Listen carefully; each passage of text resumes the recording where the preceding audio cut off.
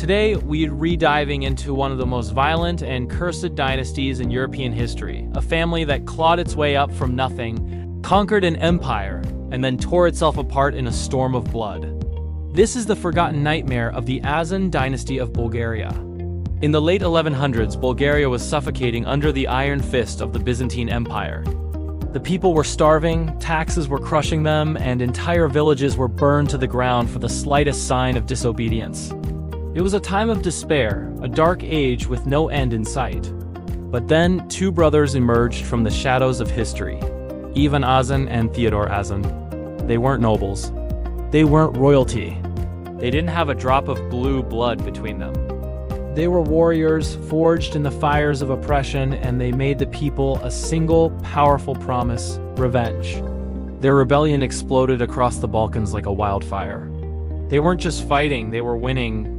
They defeated seasoned Byzantine armies again and again, their names becoming a rallying cry for freedom. The people, seeing a future they had dared not dream of, crowned them the new rulers of a reborn Bulgaria.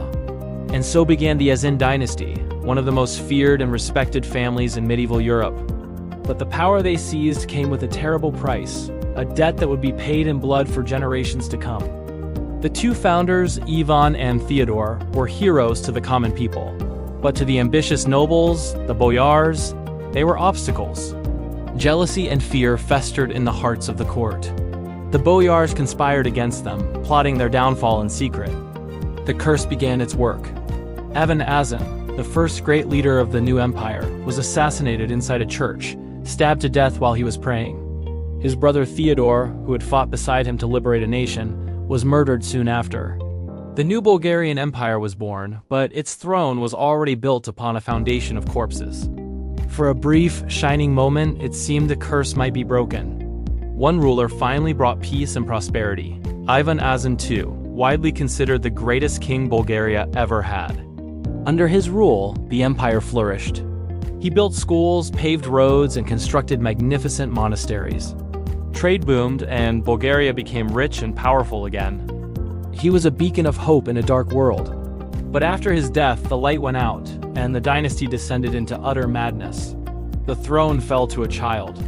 A boy of just 7 years old, Kalaman Asen I, was crowned king. The power-hungry nobles saw their chance. They ruled through him, using the boy as a puppet for their own greedy ambitions. But Kalaman was an Asen, and he had fire in his blood. When he grew old enough to resist, to refuse to be controlled, they didn't hesitate. They poisoned him. A child king murdered by his own government.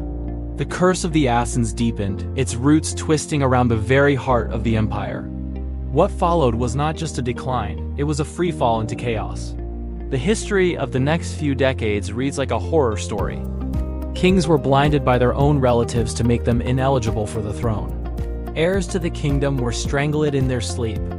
Queens were exiled and then hunted down like animals. Cousins poisoned cousins at celebratory feasts.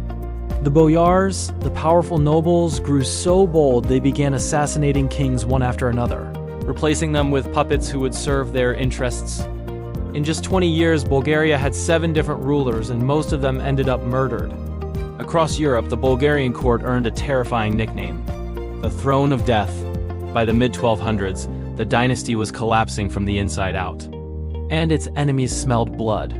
The Mongol Golden Horde attacked from the east, their armies a force of nature that no one could stop. The Kingdom of Serbia rose to power in the west, chipping away at Bulgarian lands. And the old enemy, the Byzantine Empire, saw its opportunity for revenge and struck from the south. With no strong kings left, only a revolving door of weak, terrified rulers, the Asen dynasty crumbled. It wasn't just defeated by its enemies. It was consumed by its own internal rot, by betrayal, murder, and the endless bloody struggle for power. In the year 1257, the last true Asen ruler was murdered, bringing the family's reign to a violent end. The dynasty died exactly as it had begun, soaked in blood. Even today, the legend of the Asens lives on in Bulgaria. Many people still say the family was cursed from the very beginning, a divine punishment for building their empire through rebellion, war, and regicide. Their magnificent fortress at Veliko Tarnovo, once the heart of a powerful empire, is now whispered to be haunted. Locals claim that on quiet nights, you can hear the echoes of its tragic past, the voices of betrayed rulers, the cries of murdered children, and the ghosts of a family that destroyed itself. The story of the Asen dynasty is one of Europe's great forgotten tragedies, a chilling reminder of how a family that rose as heroes could die as monsters. Thanks for watching. If you're fascinated by the dark and dramatic side of history, make sure to like, subscribe, and hit that notification bell so you don't miss our next journey into the past.